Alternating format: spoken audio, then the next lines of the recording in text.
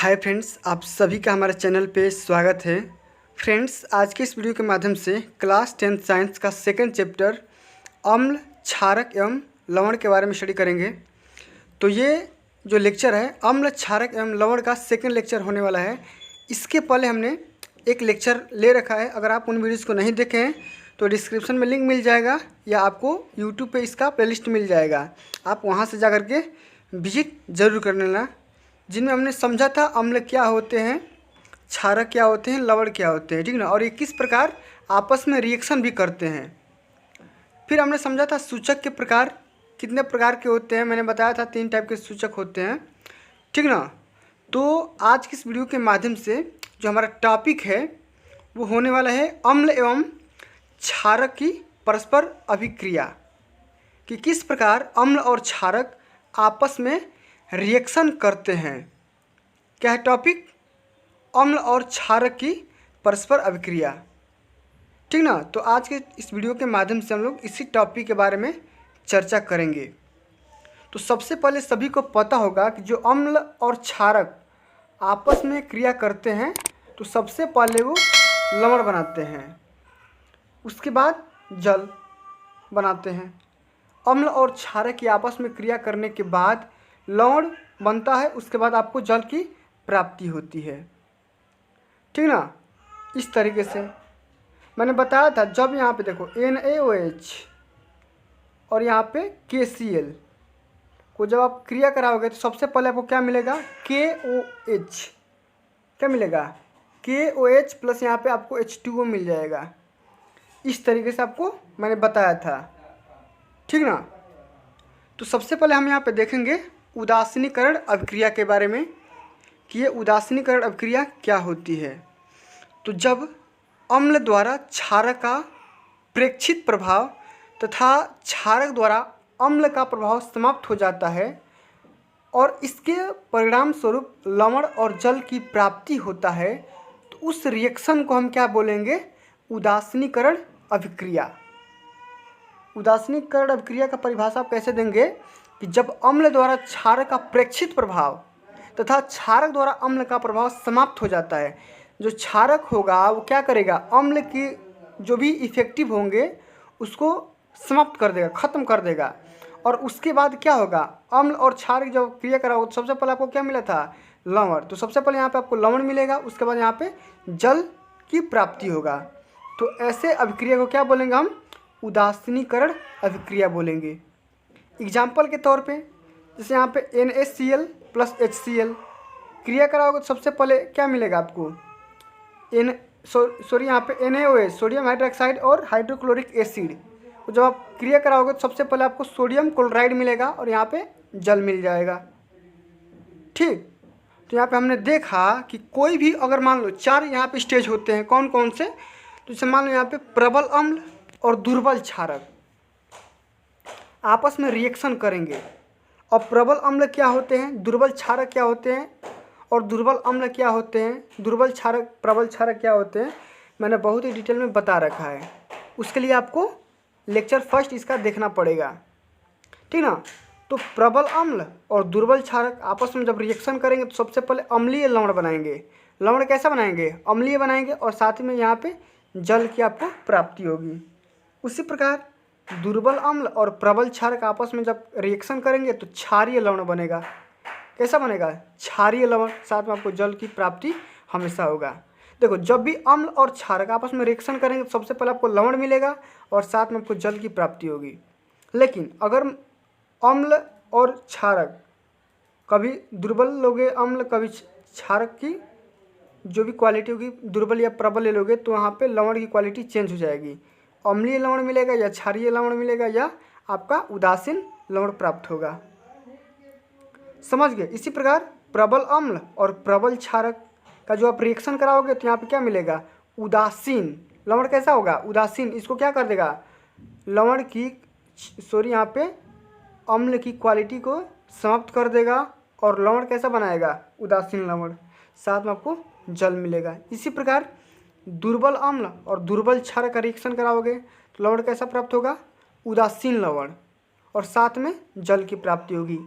तो ठीक समझने वाला ट्रिक क्या है, देखो जब प्रबल अम्ल और प्रबल क्षारक आपस में मिलेंगे तो एक दूसरे को क्या कर देंगे, निरस्त कर देंगे, उदासीन कर देंगे। तो लवण कैसा मिलेगा, उदासीन लवण, और साथ में जल की प्राप्ति होगी। जल की प्राप्ति हमेशा होगी।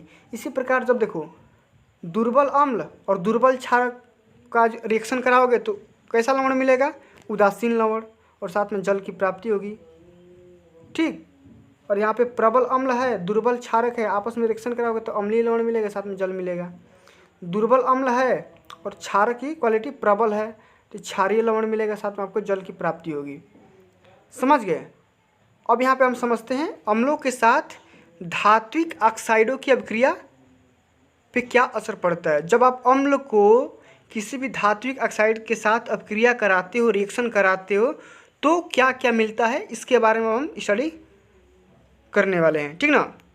तो जैसे मान लो यहाँ पे कोई भी आप धात्विक ऑक्साइड ले लो, ठीक ना, कोई भी आप यहाँ पे क्या कर लो भाई, धात्विक ऑक्साइड ले लो और उसका रिएक्शन आप किसी भी एसिड के साथ, एसिड कोई भी हाइड्रोक्लोरिक एसिड ले लो, ठीक ना, कोई भी आप एसिड ले सकते हो। तो कोई भी सबसे पहले धात्विक ऑक्साइड लेना है, उसके बाद अम्ल लेना है, आपस में रिएक्शन कराना है, तो हमेशा आपको क्या मिलेगा, लवण मिलेगा और साथ में जल मिलेगा। ठीक, तो यहाँ पे मैंने धात्विक ऑक्साइड को यहाँ पे कंसीडर किया है कॉपर ऑक्साइड यानी कि CuO को, ठीक ना, CuO। तो यहाँ पे क्या होगा, CuO जो होगा हाइड्रोक्लोरिक एसिड के साथ जब रिएक्शन करेगा तो यहाँ पे कॉपर क्लोराइड बनाएगा। तो कॉपर क्लोराइड यहाँ पे क्या हो जाएगा, लवण, और साथ में आप H2 आपका जल मिल गया। तो जब भी किसी भी अम्ल के साथ कोई भी अगर धात्विक ऑक्साइड रिएक्शन करेगा तो आपको हमेशा लवण मिलेगा, साथ में जल मिलेगा। ठीक, जैसे यहाँ पे मैंने लिया है कॉपर ऑक्साइड को, जब भी हाइड्रोक्लोरिक एसिड के साथ क्रिया कराओगे तो कॉपर क्लोराइड मिल जाएगा, साथ में आपको जल मिल जाएगा। ठीक ना। इसका एग्जांपल आप यहाँ पे देख सकते हो कि धात्विक ऑक्साइड की प्रवृत्ति क्षारीय होती है।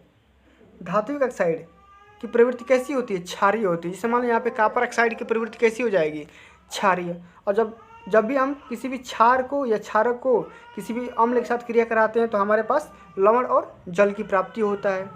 तो धात्विक ऑक्साइड की प्रवृत्ति क्षारीय होती है क्योंकि ये अम्ल के साथ क्रिया करके लवण और जल बनाते हैं। एग्जाम्पल के तौर पर यहाँ पे ले सकते हो कॉपर ऑक्साइड या मैग्नीशियम ऑक्साइड, सब क्या है, धात्विक ऑक्साइड है, जो कि इसकी प्रवृत्ति कैसी होगी, क्षारीय होगी, एल्कली होगी। समझ गए।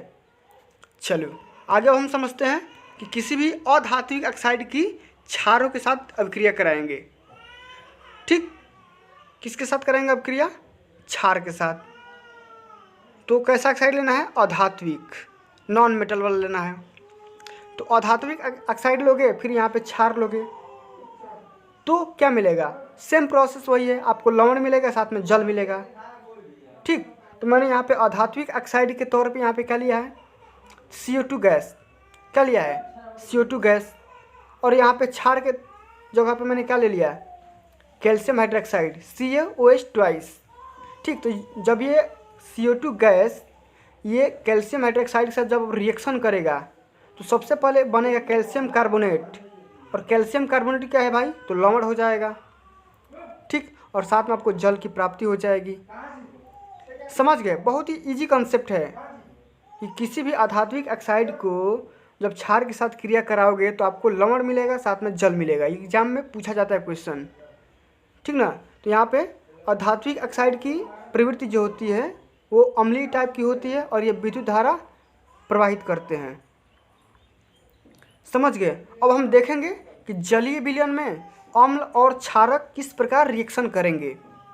जलीय विलयन मतलब जल के घोल में अम्ल को रखेंगे या अम्ल को डालेंगे या अम्ल में ही जल को डाल देंगे, इस प्रकार से हम इसको देखेंगे। ठीक, तो सबसे पहले यहाँ पे जल की उपस्थिति में अम्ल H+ आयन उत्पन्न करते हैं। सभी को पता है इतना चीज़ कि जब भी जल की उपस्थिति होता है तो वहाँ पे अम्ल जो होते हैं अपना H+ आयन डिनोट करते हैं, उत्पन्न करते हैं। लेकिन वहीं पे अगर हम बात करेंगे H+ आयन हाइड्रोनियम आयन के रूप में पाए जाते हैं। ये इसको आप H+ आयन को आप यहाँ पे हाइड्रोनियम आयन H3O+ के रूप में भी लिख सकते हो। इसे हम बोलते हैं हाइड्रोनियम आयन के रूप में भी आप देख सकते हैं। ठीक, जैसे यहाँ पे देखो H+ आयन है और इसको H2O के साथ क्रिया कराओगे तो क्या करेगा, H+ आयन यहाँ पे आके जुड़ जाएगा और यहाँ पे H3O, और H3O क्या हो जाएगा भाई, H3O के ऊपर क्या है, प्लस है, तो हाइड्रोनियम आयन बन जाएगा। ठीक, इसी प्रकार यहाँ पे देख सकते हो हाइड्रोक्लोरिक एसिड को जब आप जल के साथ क्रिया कराओगे तो यहाँ पे सबसे पहले आपको हाइड्रोनियम आयन मिल जाएगा और साथ में यहाँ पे क्लोराइड के क्या हो जाएगा, निकल जाएगा बाहर। अब इसी प्रकार हम अम्ल को देख लिया, अब क्षार को देखेंगे। तो जल की उपस्थिति में जो क्षारक होते हैं OH माइनस आयन देते हैं, ये हमने पहले ही समझा रखा है, ठीक है ना। जल की उपस्थिति में जो क्षारक होते हैं OH माइनस आयन देते हैं। अब यहाँ पे देखो NaOH, सोडियम हाइड्रोक्साइड, ये क्या करेंगे, जब जल के साथ क्रिया कराओगे तो सबसे पहले Na प्लस सोडियम मिल गया और यहाँ पे OH दो भाग में टूट जाएगा, सोडियम प्लस और OH माइनस, और यहाँ पे OH माइनस क्या है भाई, तो आयन है। ठीक, इसी प्रकार मैग्नीशियम हाइड्रोक्साइड को जब आप जल के साथ क्रिया कराओगे तो सबसे पहले Mg2 प्लस मैग्नीशियम मिल जाएगा और यहाँ पे साथ में यहाँ पे क्या हो जाएगा, OH आयन मिल जाएगा। तो हमने यहाँ पे ये देखा कि कभी भी अगर हम किसी भी जलीय विलयन में अम्ल और क्षारक की क्रिया कराते हैं तो अम्ल क्या देते हैं, हमेशा H प्लस आयन या हाइड्रोनियम आयन, ठीक ना, H प्लस आयन हमेशा देंगे, और ये क्षारक क्या देंगे भाई, तो OH आयन हमेशा देंगे। समझ गए, इस प्रकार। तो सभी क्षारक जल में घुलनशील नहीं होते हैं, ये जो क्षारक होते हैं जल में घुलनशील नहीं होते हैं, लेकिन जल में घुलनशील क्षारक को ही हम क्या बोलते हैं, क्षार बोलते हैं। ऐसे क्षारक जो जल में पूरी तरीके से घुल जाए, मिल जाए, विलय हो जाए, उसको हम क्या बोलेंगे, क्षार बोलेंगे। और सभी क्षार क्षारक होते हैं, ये एकदम बहुत ही इम्पोर्टेंट पॉइंट है कि सभी क्षार क्षारक होते हैं परंतु सभी क्षारक क्षार नहीं होते हैं, ठीक ना। इसको आप लिख लेना कहीं पे कि सभी क्षार क्षारक होते हैं लेकिन सभी क्षारक क्षार नहीं हो पाते हैं। जल के साथ अम्ल या क्षारक को मिलाते समय सावधानी बरतनी चाहिए, हमेशा अम्ल या क्षारक को ही जल में मिलाना चाहिए, लगातार इसे मिलाते रहना चाहिए क्योंकि यह प्रक्रिया अत्यंत ऊष्माक्षेपी है। अब यहाँ पे देखो, ठीक, इसको थोड़ा सा वो कर लेते हैं। यहाँ पे क्या है, जल है, एक जार है, जार में जल भरा हुआ है और उसमें हम क्या करेंगे, अम्ल डालेंगे। यहाँ पे क्या है, जल है, उसमें क्या करो, अम्ल डालो। इसमें क्या है, अम्ल है, उसमें जल डालो, दोनों में थोड़ा सा अंतर है। तो देखो सही प्रोसेस क्या है, तो जल में अम्ल डालना चाहिए हमेशा, ठीक, समझ गए, जल में ही हमेशा अम्ल को डालना चाहिए, ऐसा नहीं कि अम्ल में जल डालो। ठीक, अब सांद्र अम्ल में जल मिलाने पर उत्पन्न हुई ऊष्मा के कारण मिश्रण अस्फलित होकर बाहर आ जाते हैं। जो मिश्रण होते हैं अस्फलित बाहर फ्लो कर जाएंगे तथा आप जल भी सकते हैं। साथ ही अत्यंत स्थानीय ताप के कारण कांच का बर्तन जो होगा टूट सकता है। जो आपने कांच का बर्तन लिया था ये क्या हो सकता है, ब्रेक हो सकता है, टूट सकता है। ठीक, अब जल को अम्ल में डालने से क्या होगा भाई, जल को अम्ल में जब आप डालोगे, मान लो ये क्या है, अम्ल है, अब इसमें आप क्या करोगे, जल डालोगे, तो ये प्रोसेस कैसा था, रॉन्ग प्रोसेस था, इसमें आपको खतरा हो सकता है, ठीक ना, दिक्कत हो सकता है। तो मिश्रण क्या होगा, अस्फलित होकर बाहर आ जाएगा, फ्लो हो जाएगा बाहर, इस जार से क्या होगा, बाहर आ जाएगा, या स्थानीय टेम्परेचर की वजह से कांच का बर्तन क्या होगा भाई, ब्रेक कर जाएगा, टूट जाएगा। तो ऐसा नहीं करना चाहिए, ठीक ना, अम्ल में जल को नहीं डालना चाहिए। भले हमको क्या करना चाहिए, जल में ही हम क्या करेंगे, अम्ल को डालेंगे, ये वाला प्रोसेस सही है, ऐसा प्रोसेस नहीं करना है। ठीक, चलो अब यहाँ पे हम देखते हैं अम्ल की अभिक्रियाएं किस प्रकार होती है, क्षारक के साथ, धात्विक ऑक्साइड के साथ, धातु के साथ, या धातु कार्बोनेट के साथ, या धातु बाइकार्बोनेट के साथ, ठीक ना। इसका हम अलग अलग देखेंगे अम्ल की अभिक्रियाएं, अम्ल किस प्रकार किसी भी धात्विक या अधात्विक या धातु बाइकार्बोनेट या धातु कार्बोनेट के साथ किस प्रकार ये रिएक्शन करेगा। ठीक, चूँकि हमने इसके बारे में पूरा इंडिविजुअली तरीके से समझा रखा, अभी बता दिया, लेकिन इसको आप देख लो एक बार। यह है क्या, अम्ल की रिएक्शन हम देखेंगे किसके साथ, सबसे पहले क्षारक के साथ देखेंगे।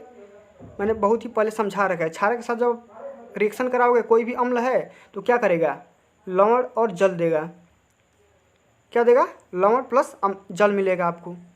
वहीं आप किसी भी अम्ल को अगर आप धात्विक ऑक्साइड के साथ क्रिया कराओगे, तो अभी मैंने बताया धात्विक ऑक्साइड के साथ क्रिया कराने पे लवण प्लस जल मिलेगा। अधात्विक के साथ क्रिया कराओगे तो क्या मिलेगा, यहाँ पे धातु साथ क्रिया यहाँ पे भी कराया गया है, तो अम्ल प्लस धातु क्या हो जाएगा, लवण प्लस यहाँ पे H2 गैस मिल जाएगी।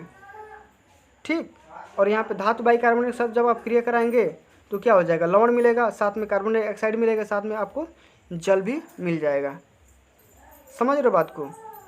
और यहाँ पे वही बात हम क्या करेंगे, किसी भी अम्ल को धातु कार्बोनेट के साथ क्रिया कराएंगे तो सेम यही प्रोसेस मिलेगा। सबसे पहले लवण मिलेगा, कार्बन डाइऑक्साइड मिलेगा, साथ में आपको जल मिलेगा। तो जल हमेशा आपको मिलेगा, ठीक ना। तो ये होता है अम्ल की अभिक्रियाएँ। किसके साथ हमने करवाया, क्षारक के साथ, धात्विक ऑक्साइड के साथ, धातु कार्बोनेट, धातु बाइकार्बोनेट और धातु के साथ।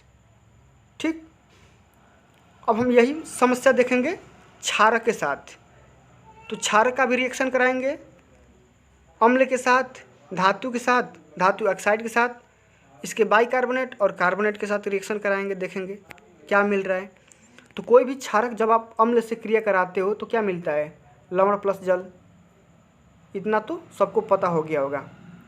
ठीक, और क्षारक को जब आप किसी भी धातु के साथ क्रिया कराते हो तो लवण प्लस यहाँ पे क्या मिलेगा, जल मिलेगा। ठीक, वही बात हम क्या करेंगे, धातु ऑक्साइड के साथ क्रिया कराओगे तो लवण प्लस जल मिलेगा, सेम प्रोसेस। धातु बाइकार्बोनेट के साथ क्रिया कराओगे तो क्या मिलेगा, कोई रिएक्शन ही नहीं करता है, मैंने बताया था पहले ही। जो क्षारक होते हैं धातु बाइकार्बोनेट के साथ रिएक्शन नहीं करते हैं और ना ही धातु कार्बोनेट के साथ ये रिएक्शन करते हैं। समझ गए, इतना बात, बहुत ही आसान सा कॉन्सेप्ट था। अब हम समझेंगे अम्लों व क्षारकों में समानताएं, कि अम्ल और क्षारक में किस प्रकार की समानता हैं उसको देखेंगे। तो सभी को पता होगा कि सभी अम्ल जो होते हैं जलीय विलयन में H+ आयन देते हैं और सभी क्षारक जलीय विलयन में OH- आयन उत्पन्न करते हैं या देते हैं। इतना बात सभी को पता होगा। जब कोई अम्ल या क्षारक जल में मिलाया जाता है तो तनुकृत हो जाते हैं। क्या हो जाते हैं भाई, तनुकृत हो जाते हैं। या जल में मिलाने पर आयन की सांद्रता हाइड्रोनियम आयन या OH- आयन के में प्रति इकाई आयतन में कमी आ जाती है। क्या होता है, जब जल में मिलाओगे तो क्या होगा, सांद्रता हाइड्रोनियम आयन बनेगा या OH- आयन में बदल जाएगा और आयतन में क्या हो जाएगी, कमी आने लगेगी। तो इस प्रकार हमने देखा कि अम्ल जो होते हैं क्षारकों के साथ किस प्रकार समानता उत्पन्न करते हैं। तो अम्ल जो होगा जलीय विलयन में H+ आयन देगा और ये क्षारक जो होते हैं क्या करेंगे, जलीय विलयन में OH- आयन उत्पन्न करेंगे। दोनों उत्पन्न करेंगे आयन ही, लेकिन अम्ल जो होगा H+ आयन देगा और ये क्या करेगा, OH- आयन देगा। ठीक, और अम्ल जो होता है हाइड्रोनियम आयन भी उत्पन्न कर सकता है। ठीक, अब यहाँ पे हम देखेंगे अम्ल तथा क्षार की प्रबलता, अम्ल तथा क्षार की प्रबलता। ठीक ना, तो किसी भी क्षार या अम्ल की प्रबलता उसके द्वारा उत्पन्न H+ आयन या OH- आयनों की संख्या पर डिपेंड करती है। देखो कोई भी क्षार या अम्ल कितना मजबूत है, ठीक ना, कितनी ताकतवर है, वो इस बात पर डिपेंड करेगा कि वो कितना H+ आयन या OH- आयन उत्पन्न कर रहा है, निर्भर कर रहा है। ठीक ना, इसी संख्या पे वो डिपेंडेड होगा। ठीक, किसी भी अम्ल या क्षार की प्रबलता हम एक सार्वभौमिक सूचक द्वारा ज्ञात कर सकते हैं। अब इंडिकेटर मैंने बताया है, यूनिवर्सल इंडिकेटर।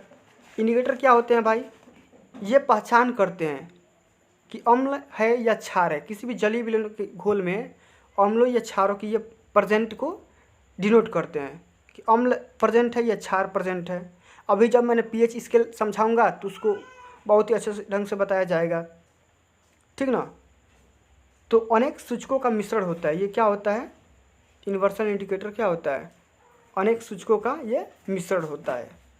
यह सूचक किसी भी विलयन में हाइड्रोजन आयन की विभिन्न सांद्रता को विभिन्न रंगों में प्रदर्शित करते हैं। ठीक ना, तो फ्रेंड्स आज के लिए बस इतना ही। अगले लेक्चर के माध्यम से हम लोग pH स्केल या pH मान और pH मान किस तरीके से वेरी करता है किसी भी विलयन के लिए, उसको हम नेक्स्ट लेक्चर के माध्यम से कवर करेंगे। तो फ्रेंड्स आज के लिए बस इतना ही, मिलते हैं अगली वीडियो में। ये वीडियो आपको अच्छी लगी होगी, हेल्पफुल लगी तो वीडियो को लाइक करना, ज़्यादा से ज़्यादा शेयर करना, और अभी तक आपने मेरे चैनल को सब्सक्राइब नहीं किया है तो सब्सक्राइब करके साथ में सारे बेल आइकन भी प्रेस जरूर कर लेना। तब तक के लिए जय हिंद, जय भारत, वंदे मातरम।